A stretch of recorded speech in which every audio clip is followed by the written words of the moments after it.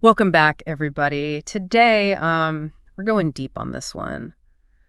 Bob Woodward's plan of attack. Oh, yeah. It's a really fascinating look at the Bush administration's decision to go to war in Iraq. Right. Woodward, he had unbelievable access, interviews with President Bush himself. Oh, wow. And then all the major players, Rumsfeld, Yeah. Cheney, Powell. It's just incredible. Talk about a peek behind the curtain, right? Yeah. Yeah. It's really a window into how decisions are made at the highest levels. At the highest levels. Especially at such a pivotal moment in history. Absolutely. And I think what's really important to remember, it's not just what happened, Right. but why. What were the motivations? Yeah. The pressures, the calculations that led to this war. Yeah. That's what makes Woodward's book so compelling. Yeah, no, absolutely. And one of the things that really jumped out at me is how early the planning started. Oh, yeah. Woodward says that as early as November 2001, Wow. just months after 9/11, Yeah. the seeds for war were already being planted. Mm. We see Rumsfeld not just focused on Iraq, but actually frustrated with the existing war plans. Yeah, he was. What do you make of that? Well, Rumsfeld, he was a very assertive guy. Some might even say abrasive. Right. He wanted a plan that was swift, decisive, overwhelming force. Yeah. And I think, the existing plans that were focused on containment and deterrence, they just didn't fit his vision. Right. So I think that early frustration really reveals his thinking. Yeah. And it foreshadows the kind of war that the U.S. would ultimately wage. And it's so interesting because this was all happening while the administration was publicly focused on Afghanistan. Right. And the hunt for bin Laden. Right. It seems like there were almost like two tracks running in parallel, right? Oh, absolutely. The immediate response to 9/11 and then this longer-term strategy focused on Iraq. Yeah, and remember, Bush had given this very clear directive. Right. Protect America by removing Saddam Hussein. Yeah. And that really provided the framework. Yeah. So while the public is seeing the war on terror through the lens of Afghanistan, behind the scenes, Yeah. things are already moving towards a potential invasion of Iraq. But even within the administration, there were different viewpoints. Oh, absolutely. Right. You had figures like Wolfowitz pushing for aggressive action. Right. While Powell was much more cautious. Yeah, far more cautious. So how did these internal tensions play out? How did that all sort of... Well, I think, this internal struggle is really a key thread throughout the whole book. Yeah. Powell, he was a seasoned diplomat, Right. a military strategist, and he was skeptical of the WMD intelligence. Mm-hmm. And he was very concerned about the potential consequences of a full-scale invasion. Yeah. He really favored a much more cautious approach, Right. focused on diplomacy, containment, those sorts of things. Yeah. But then you have people like Wolfowitz, who had a much more hawkish outlook, Right. who saw Saddam as an imminent threat and believed that regime change was really the only way to guarantee American security. It's like a political thriller It is. playing out, Behind closed doors. behind closed doors, these high-stakes debates. Oh, yeah, absolutely. And then, of course, you have this dramatic shift after 9/11. Huge, yeah. Woodward recounts this anecdote that really struck me. Oh, yeah. Rumsfeld, just hours after the attack on the Pentagon, Wow. raises the possibility of targeting Saddam Hussein alongside Osama bin Laden. Oh, wow. That just shows you the immediate impact of It 9/11. really does. It created this urgency, right? This need to act Right. against any perceived threat. And Iraq, which was already kind of on the radar, Right. suddenly becomes a much more prominent target in the war on terror narrative. And that narrative, it provided a justification for the troop buildups. Oh, absolutely. All the other war preparations, right. Oh, yeah. While everyone's focused on Afghanistan, they're laying the groundwork for a potential invasion of Iraq. At the same time, It's fascinating how a single event can reshape the entire landscape. it really is. And it really leads us to the next part of the story, which is the administration's effort to build a case for war. Right. And the focus there was on two main points: the threat of WMDs Right. and Saddam's links to terrorism. And they use some strong language. Oh, yeah. Bush's axis of evil speech Yeah. really painted a picture of this threat posed by Saddam. Absolutely. But Woodward also shows them struggling to get international support. Yeah, they did. That was a challenge. How did that play out? Well, the axis of evil speech, it was a powerful tool rhetorically. Yeah. It was very effective domestically. Right. It rallied public opinion, but internationally, Yeah. it faced a lot of pushback. Yeah. A lot of countries were skeptical of the WMD claims. Right. And they saw this focus on Iraq as a distraction from other issues, Right. like the Israeli-Palestinian conflict, for instance. Cheney went to the Middle East, and he was met with a lot of resistance from key allies who wanted to see more progress on that front. So you've got all this political maneuvering, international diplomacy, the administration trying to build its case. Right. But Woodward also takes us inside the military planning. Right. We get to see General Tommy Franks Oh, yeah. and his team developing these war plans. And I thought it was fascinating how they employed this lines of operation approach, Right. which was pretty innovative for the time. Yeah, it was. And I think for people who aren't familiar with military terminology, lines of operation basically means you're trying to achieve multiple objectives simultaneously, Oh, right. rather than a traditional sort of linear approach. Right. Franks was a highly respected commander. Yeah. And his plans, they really reflected a desire to avoid the kind of protracted urban warfare that had bogged down U.S. forces in previous conflicts. Right. He did not want to get bogged down. And it wasn't just Franks working in isolation. Yeah. Just Woodward shows Rumsfeld really involved in the planning process, pushing Franks and his team, Yeah. demanding answers, anticipating problems, almost like he's micromanaging the whole operation. Well, Rumsfeld was known for his very hands-on approach. Yeah. And his constant questioning. I mean, he wanted to make sure that every possibility was considered. Right. Every risk was assessed. So Right. some people saw that as strategic brilliance. Yeah. Others saw it as meddling. Right. That could stifle initiative on the ground. But either way, I mean, Yeah. it's a level of involvement that's pretty unusual for a Secretary of Defense. Okay, so you've got the political groundwork being laid, the military plans taking shape. Right. But then there's this other layer to Woodward's story, right? Oh, yeah. The CIA's covert operations in northern Iraq. Yeah. He introduces us to this enigmatic figure known only as Tim, Right. who leads this team into hostile territory. Right into the heart of it. I mean, this section reads like a spy novel. It does. Tim and his team, they're tasked with setting up a base, cultivating a network of informants, which they called rock stars. Rock stars. I love that. And they're ultimately trying to foment an uprising against Saddam. Wow. And to fund all of this, they smuggle in a ton of cash. The literal cunt. A literal ton. Wow. Imagine the logistics of that. I know. I mean, how do you even do that? I don't know. That's incredible. So what were they hoping to achieve with these covert operations? Was there a realistic chance of success? Well, the goal was to try to find some cracks in the regime, Right. identify potential allies, and weaken Saddam's grip on power from within. Right. It was a high-risk, high-reward strategy. Yeah. Whether it had a realistic chance of success, I don't know. That's debatable. Yeah. I mean, Saddam's security apparatus was really effective. It was tough to penetrate. Right. But the fact that they were even attempting this, Yeah. it speaks volumes about the administration's determination to remove Saddam, even before the formal decision to invade was made. Yeah. I mean, they were thinking about this very early on. It's just incredible the level of detail that Woodward was able to uncover in this book. Oh, yeah. It's an amazing piece of work. It really is. So we've got these covert operations going on, but at the same time, there's this growing focus on the intelligence picture. Right. Specifically, the search for weapons of mass destruction. Yeah. This becomes like the central justification for the war. It does. But Woodward reveals just how much pressure there was to present a united front. Yeah. Even when the intelligence, it just wasn't really conclusive. Well, you have to remember the context, right? Yeah. I mean, 9/11 had just happened. Right. There was this climate of fear and uncertainty. Yeah. And the administration needed to project strength, decisiveness, Right. both to reassure the public and to deter any potential adversaries. I mean, Yeah. that put immense pressure on the intelligence community Yeah. to deliver that smoking gun, right? Right. The proof that Saddam had WMDs and that he posed an imminent threat. And it seems like they were relying on a lot of circumstantial evidence, right? Yeah. Trying to connect the dots, interpreting ambiguous data.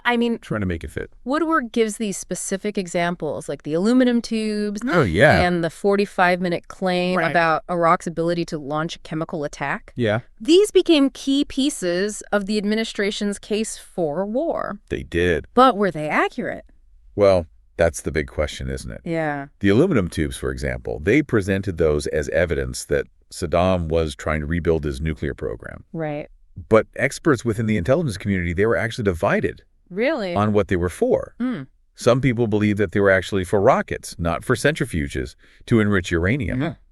And then the 45-minute claim, well, that was based on a single source. Oh, wow. whose credibility was later questioned, and even Tenet, the CIA director, privately, he called it, they can attack in 45 minutes shit. Wow. I mean, that's pretty blunt. Yeah, it is. For an intelligence chief. It suggests that there was some serious skepticism There was. about the intelligence. Oh, yeah.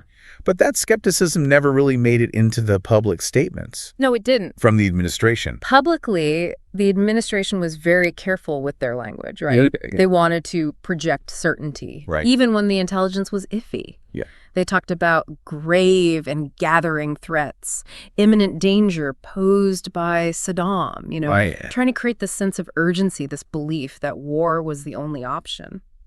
So while the CIA is struggling to verify these claims about WMDs, Right. the Bush administration is painting a very different picture. They are, yeah. A picture that ultimately helped to build support for war, Yeah, absolutely. both domestically and internationally. It did, and that raises a really important question. What's that?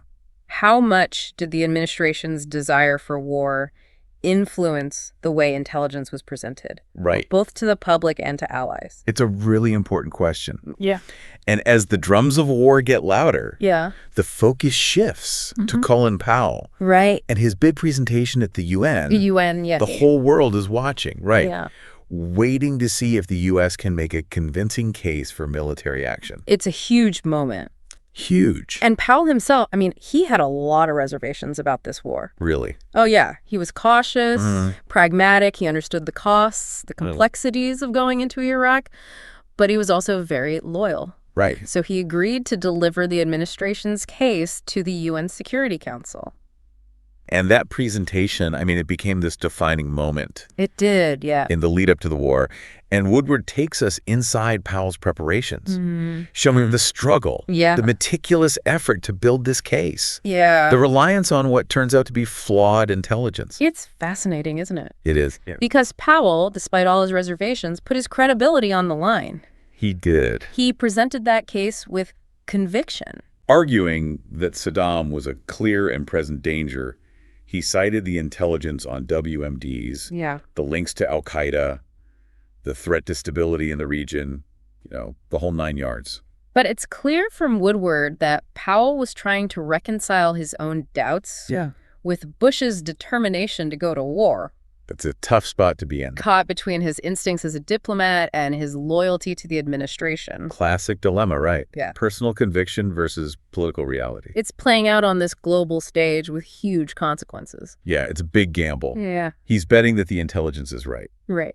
and that this war will be quick and successful, but we know how that turned out. And speaking of gambles, we can't forget about Tony Blair. Oh, yeah, the British Prime Minister. Right. Woodward shows how closely he aligned himself with Bush, He did. how invested he became in making this case for war. Blair's support was crucial for Bush. Yeah. It gave this appearance of international legitimacy to the whole thing. Even though a lot of countries were skeptical, Yeah. but it was risky for Blair. Oh, yeah. He faced opposition within his own party Right. and the British public. Yeah. His decision to join Bush in this war, it would have huge consequences for him Yeah. and for the UK's role in the world. So you've got this web of political calculations, intelligence assessments, diplomatic maneuvering, personal convictions, and That's complicated. it's all coming together. Yeah. And finally, in March 2003, Yeah. the invasion is launched. It is. Operation Iraqi Freedom. Operation Iraqi Freedom, yeah. Woodward describes this shock and awe campaign, Yeah. this overwhelming display of force, It was meant to cripple Saddam's regime quickly. Right. That was the whole point of shock and awe. Right. Achieve rapid dominance, paralyze the enemy's command and control, Yeah. minimize casualties. It was a bold move. Yeah. And initially, it seemed like it worked.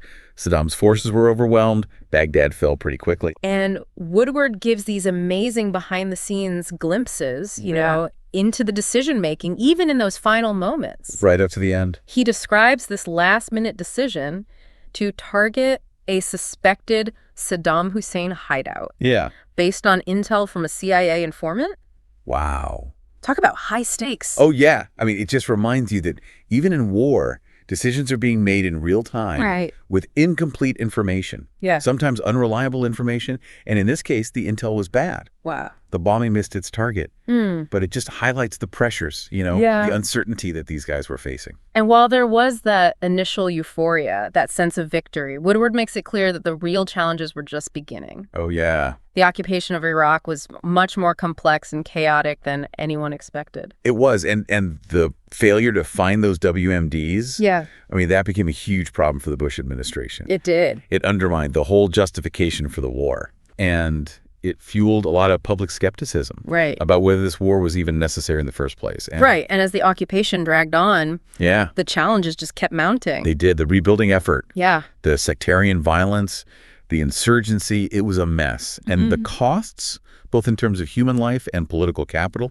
they just kept going up. It's really striking how Woodward's book goes beyond just the, headlines and the political rhetoric to show the human cost of this war. Yeah. I mean, for both the Iraqi people, of course, and for the American soldiers who fought there. Absolutely. I mean, Woodward, he doesn't shy away from the difficult stuff, the chaos, the violence, the breakdown of law and order, the sectarian divisions, the insurgency. He captures it all. And he talks about the toll that the war took on the soldiers, the physical and psychological wounds. The moral dilemmas, right? Yeah. The disillusionment, it's all there. And as the occupation drags on, that failure to find WMDs, it becomes this huge problem for the Bush administration. It really does. It fuels all this public skepticism about the war. Yeah, because it undermines their whole rationale, right? Exactly. I mean, they went to war based on this idea that Saddam had WMDs. Right. And they couldn't find them. So what do you do? Yeah, it's a massive loss of credibility. And as we kind of zoom out and look at the big picture, it's hard not to see all the long-term consequences of this war. It's impossible to ignore. The instability in Iraq. Yeah. The rise of ISIS. The refugee crisis. The strain on U.S.-European relations. I mean, it's all part of the legacy. Yeah. The ripple effects are still being felt. It's just incredible to think about. It is. It's a lot to process. So we've gone from those early seeds of war planning. Right. Through the invasion, the occupation. And the aftermath, and the messy aftermath. And I gotta say, going through Plan of Attack with you has been really eye-opening. Well, I'm glad. I think what Woodward does so well is he weaves all these threads together, right? Oh, yes. The politics, the intelligence, the military planning, the human stories. Right. He puts it all into this really comprehensive narrative. I mean, it's not just a history of the war. Yeah. It's a case study in decision-making. Right. In leadership, in the use of power, and in the unintended consequences. Absolutely. And as we wrap this up, I think one of the most important things for listeners to remember is that understanding the Iraq War, it's not just about knowing the facts. It's about grappling with the complexity of it. Absolutely. The ambiguities, the ethical dilemmas. I mean, it's messy. It is. There are no easy answers here. Woodward doesn't give us any easy answers. He leaves us with more questions than answers. Right. Was this inevitable? Were there other options? What can we learn from this? Yeah. I mean, these are things we all have to think about. And as we've been saying throughout this whole deep dive, the Iraq War was a huge turning point in history. It was. And it continues to shape the world we live in. Every day. It's a story that is both fascinating and deeply unsettling. Yeah.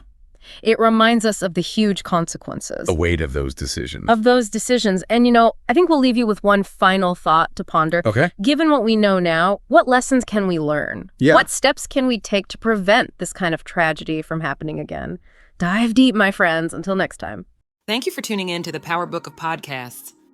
If you enjoyed this episode, don't forget to hit the subscribe button and join our growing community. Click the bell icon so you never miss an update. We have so much more inspiring content coming your way.